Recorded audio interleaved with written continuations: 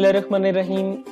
It's me Sayyid Muhammad Hassan Raza from mathemath.com. Let's start with question number 2 of exercise number 5.1. The statement of the question is we have actually to factorize all the parts. जैसा कि हमने इसके first question में किए, इसी तरह से हमने इनको भी फैक्टराइज करना है।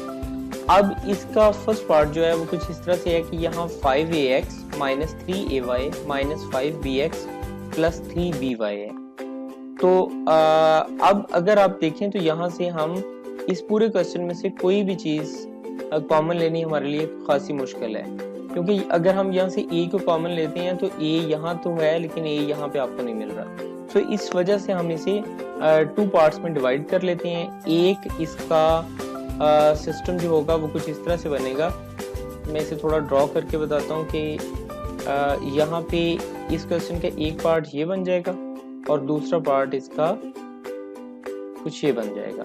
तो अब हमने करना इस तरह से है कि इन दोनों पार्ट्स में से a को सबसे पहले तो हम कॉमन ले लेते हैं, क्योंकि यहाँ पे इधर भी a है इधर भी a है, दोनों में से a को कॉमन लिया तो हमारे पास यहाँ पे आ जाएगा 5x minus 3y, 5x minus 3y आ गया। अब हम जब क्वेश्चन के इस पार्ट की तरफ आते हैं, रेड बॉक्स की तरफ आते हैं, तो यहाँ पे हमने करना कुछ इस तरह से है कि कुछ ऐसा कॉमन लेना है। जैसा कि यहाँ पे अगर हम देखें तो हमें यहाँ भी b है यहाँ भी b है, तो दोनों में से b तो कॉमन निकल रहा है, लेकिन हमने कुछ इस तरह से कॉमन लेना है कि यहाँ पे अगर हमारे पास 5x माइनस 3y आया है तो यहाँ पे भी हमारे पास 5x माइनस 3y ही आ जाए। तो इस वजह से हमने यहाँ से माइनस b को कॉमन ले लिया। माइनस b को कॉमन लेंगे तो ये माइनस जो कि माइनस 5bx के साथ है ये प्लस हो जाएगा, यानी ये प्लस 5x हो जाएगा, और ये जो प्लस है ये माइनस में चेंज हो जाएगा। क्यों? और अगर आप इसे माइनस b को अगेन यहाँ पे ब्रैकेट के अंदर एंटर करके आप देख लें तो ये हमारे पास माइनस 5bx आएगा, और ये माइनस माइनस से मल्टीप्लाई होगा तो 3by आ जाएगा। लेकिन एक्चुअली हमने यहाँ पे माइनस b को b के साथ माइनस इसी वजह से कॉमन लिया, क्योंकि हमें यहाँ पे अगर कॉमन ना लेते तो ये हमारे पास माइनस 5x प्लस 3y आता। तो लेकिन हमें यहाँ पे प्लस 5x माइनस 3y चाहिए, इसलिए हमने माइनस b को कॉमन लिया। तो जब हमने माइनस b को कॉमन लिया ये हमारे पास 5x माइनस 3y आया। अब कुछ इस तरह से कॉमन लेने का मकसद सिर्फ ये है कि अगर आप यहाँ पे देखें तो आपको अंदाजा हो रहा होगा कि यहाँ पे भी 5x माइनस 3y है और यहाँ पे भी 5x माइनस 3y है। तो आप इन दोनों में से 5x माइनस, यानी यहाँ पूरे से 5x माइनस 3y को आप कॉमन ले लें, यानी इसको बाहर यहाँ से निकाल लें, इधर से इसको बाहर निकाल लें, तो हमारे पास बाकी बच जाएगा 5x minus 3y and a, यानी यहाँ पे a रह जाएगा, यहाँ पे माइनस b रह जाएगा। तो ये आ जाएगा हमारे पास 5x माइनस 3y एंड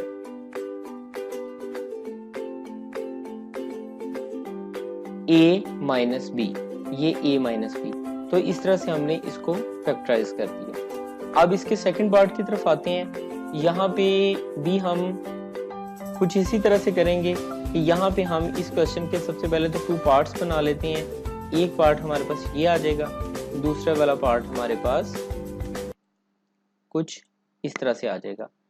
अब हम इन दोनों के अंदर अगर देखें तो यहाँ पे हमें y कॉमन मिल रहा है, तो हम इन दोनों में से तो y को कॉमन ले लेते हैं। बाकी हमारे पास आ जाएगा 3x प्लस 2, और यहाँ पे इन दोनों में से हम माइनस देखें, ये 12 है और ये 8 है, तो दोनों 4 पर डिवाइड हो रहे हैं। तो इस वजह से हम यहाँ पे, क्योंकि अब हमारे पास 3x प्लस 2 है, यहाँ पे 3x भी प्लस का है 2 भी प्लस का है, इसलिए हम इन दोनों में से -4 को कॉमन ले लेते हैं ताकि हमें 3x प्लस 2 ही मिल जाए। तो इन दोनों में से हमने -4 को कॉमन लिया, ये यहाँ पे यानी ये -12x जो है ये -4 पर डिवाइड हुआ, तो यहाँ पे हमारे पास 3x आ गया, और यहाँ पे -8 जो है ये -4 पे डिवाइड हुआ, तो ये हमारे पास +2 आ जाएगा।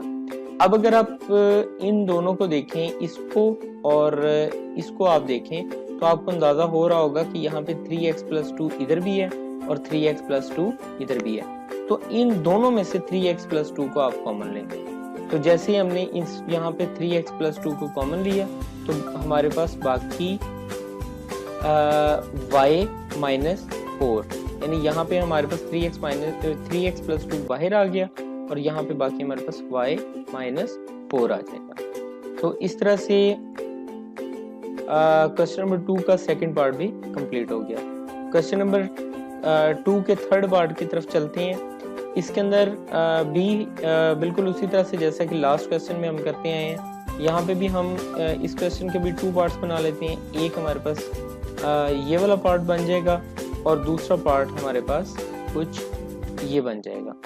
अब हम ऐसा करते हैं कि इन दोनों के अंदर अगर हम देखें तो हमें x कॉमन सिर्फ लग रहा है, यानी यहाँ पे भी x है, यहाँ पे भी x है, ये x क्यूब है, सो इसमें से x कॉमन आ सकता है। यहाँ पे इसमें से भी x को कॉमन हमने ले लिया। अब यहाँ पे जो है चलें सबसे पहले तो हम यहाँ से x को कॉमन लेते हैं।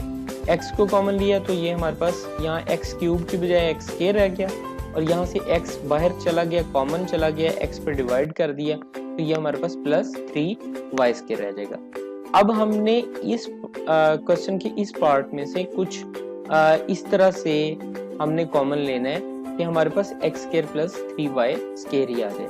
तो हमने यहाँ पे इसमें से माइनस 2y को कॉमन ले लिया, क्योंकि ये भी यहाँ पे भी y है, यहाँ पे भी y है, क्यूब है, तो इसमें से y कॉमन आ सकता है। और दोनों जो हैं, क्योंकि ये 6 है और ये 2 है, दोनों 2 पर डिविजिबल है, इसलिए यहाँ पे 2 को भी कॉमन लिया जा सकता है। और माइनस हमने इसलिए कॉमन ले लिया ताकि यहाँ पे हमें दोनों जो हैं प्लस में चाहिए, तो ये भी हमारे पास दोनों प्लस में आ जाएंगे और वो सिर्फ इसी सूरत में आते हैं अगर हम माइनस को भी कॉमन लेते हैं। तो हमने यहाँ पे माइनस 2y को कॉमन लिया, माइनस 2y को कॉमन लिया तो हमारे पास यहाँ पे रह गया x स्क्वायर प्लस ये माइनस जो है ये प्लस हो जाएगा प्लस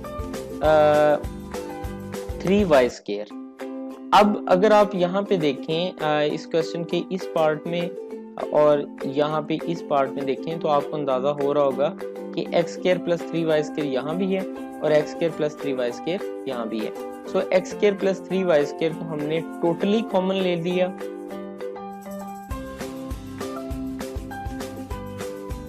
जब इसको कॉमन लिया तो यहाँ पे हमारे पास x square plus 3y square एक दफा और यहाँ पे हमारे पास x माइनस 2y बिल्कुल इसके साथ इस तरह से ही आ जाएगा। सो हमने इसको फैक्टराइज कर दिया। अब हम इसी क्वेश्चन नंबर 2 के फोर्थ पार्ट की तरफ चलते हैं। इसके अंदर x square minus y square into z plus y square minus z square into x है। सबसे पहले तो हम इस z को इस ब्रैकेट के दोनों एलिमेंट्स के साथ मल्टीप्लाई कर देते हैं, तो ये हमारे पास आ जाएगा x स्क्वायर z और साथ में minus y square and z और यहाँ पे प्लस ये आ जाएगा y square x minus y square z square x। अब हम इसको थोड़ा सा रीअरेंज कर लेते हैं। रीअरेंजिंग का मकसद सिर्फ ये है ताकि हमें जो हमने फैक्टराइजेशन करनी है वो थोड़ी इजी हो जाए। यहाँ पे हमारे पास x स्क्वायर माइनस z है, इसके साथ ये z स्क्वायर x जो है ये माइनस z स्क्वायर x, इसको हम ले आते हैं, यानी सिर्फ अरेंज किया है और यहाँ पे हम ये हमारे पास आ गया y स्क्वायर x इसी तरह से आ जाएगा और बाकी ये वाला फैक्टर रह गया था तो इसको हम माइनस y स्क्वायर z इसके साथ इस तरह से लिख लेते हैं।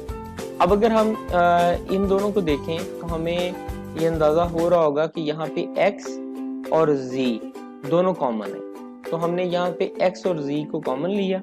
ये यहाँ से x निकला तो हमारे पास x खाली रह जाएगा और z तो ऑलरेडी वैसे पूरा का पूरा निकल जाएगा माइनस z स्क्वायर। अब इसमें से खाली z निकलेगा तो बाकी एक z हमारे पास बाकी रह जाएगा और x पूरे का पूरा हमारे पास यहाँ से निकल गया तो बाकी हमारे पास x माइनस z आ गया। इन दोनों में से भी हम अगर आप देखें तो यहाँ पे हमारे पास y स्क्वायर है, यहाँ y स्क्वायर है, दोनों में से y स्क्वायर को हमने कॉमन ले लिया, बाकी हमारे पास x माइनस z आ गया। अब अगर आप यहाँ पे देखें तो ये इस पूरे में से यानी एक इस क्वेश्चन की इस पार्ट में से और इसमें से x माइनस जी यहाँ भी है और x माइनस जी यहाँ भी है। x माइनस जी को हमने कॉमन ले लिया। जैसे हमने x माइनस जी को कॉमन लिया तो हमारे पास यानी यहाँ से x माइनस जी को कॉमन लिया तो हमारे पास यहाँ पे आ जाएगा x z plus y square. तो इस तरह से ये हमारे पास x z plus y square into x minus z, ये सो हमने इसको भी फैक्टराइज कर दिया। क्वेश्चन नंबर 2 कंप्लीट हो चुका है। अगर आपको इसमें कोई कंफ्यूजन है तो आप हमसे कांटेक्ट करें। हमारा यूट्यूब चैनल अवेलेबल है, आप उसे सब्सक्राइब करें, बेल आइकन के बटन को प्रेस कर दें ताकि हमारी लेटेस्ट अपडेट्स और वीडियोस आपको मिलती रहें। थैंक्स फॉर वॉचिंग मैथी मैथ.com।